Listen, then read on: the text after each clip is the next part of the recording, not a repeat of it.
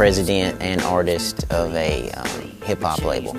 That started by a trip at Lipscomb through the missions department to Uganda, Africa. On the first day, I always talk to them and give them something called the story of me. And they tell me their story about their past, where they've come from, some of the things that have made them who they are as they kind of come into the class. As I was reading through them, I got to Corey's and I was like, wow. Because it was a story about a young man who had grown up in Dixon, just down the road, but he had a life that had involved drugs and alcohol and really vile rap music. And he had become somebody who listened to it, that he began to perform it and produce it. And he talked about returning to the Lord and walking away from all of that and now trying to figure out how he could help get some of his friends and family members out of that as well. Just had this moment to where I was like, you know, I'm going to use rap and use my way of expressing myself through music to express my change, because, you know, I'm immediately thinking in my head, I want to stop people from making the mistakes that I did, just naturally, especially in my hometown, because I see so many people in distress and trapped in the same situations. I prayed to God one night. I was like, if you want me to use rap or hip-hop for you, then show me how to do that. I really love to see people use creative arts and blend that with the work of the kingdom, whether that's sharing the gospel or you know, enforcing really positive messages.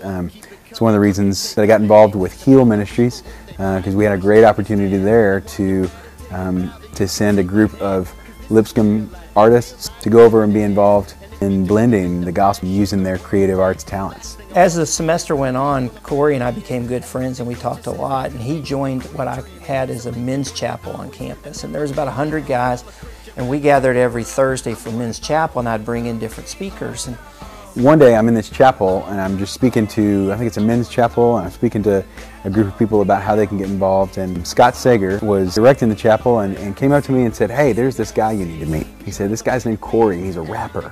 And I listened to it, but like I said, I never really thought of myself as going on a mission trip. And he come up to me after the meeting and just singled me out and said, you know, I want you to go to Uganda with me as a Christian rapper this summer. Never forget, I just never forget the look on Corey's face when I asked him that question. I had no idea how he even knew I was aspiring to be a Christian rapper. I wasn't really a Christian rapper yet. I didn't know much about music. I thought there's no way I could tell this story and then not go to Africa. So I signed up and started raising money. To be able to sit down with those kids and know that they share the same struggles as I did and still do, and tell them my story and why I'm even there was really awesome. Showing them how I used rap for God was also interesting, because at that point I was still very new to using rap for God, but it all turned out great and I had a great time with the kids there. The most surprising thing about rapping with street kids in Uganda was their willingness to participate, and they were very open to it, which was awesome. The raw talent I saw really hinged on the truth coming from their freestyles, because freestyling is a whole new game. You know, it has nothing to do with writing.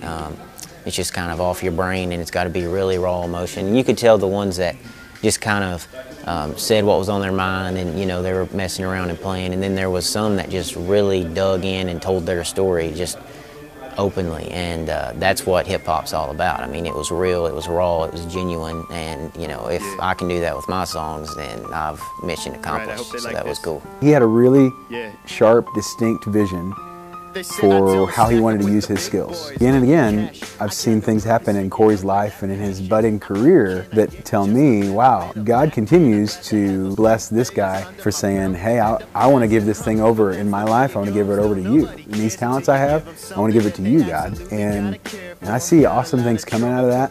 Corey is committed. He's passionate. He is grace-oriented. He's somebody that's discovered that there's value in every person, and he wants to speak life. He's an evangelist in his own special way. Corey is all about sharing the message of Christ, using his gift to speak to people I couldn't reach, but he certainly can. And it's just, he's an inspiring story to see somebody who that's who he was and this is who he's become, and you know, God gets all the glory for for who he is today. It says that we don't boast upon ourselves, but we boast in our weakness and God's glory, and that's all I have the power, that's all I can do.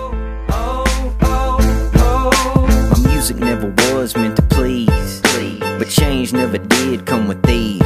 My job is done when you drop into your knees, forked by a forked tongue, hidden in the weeds. We all got a story, but some afraid to tell. Speak now or forever hold your pain.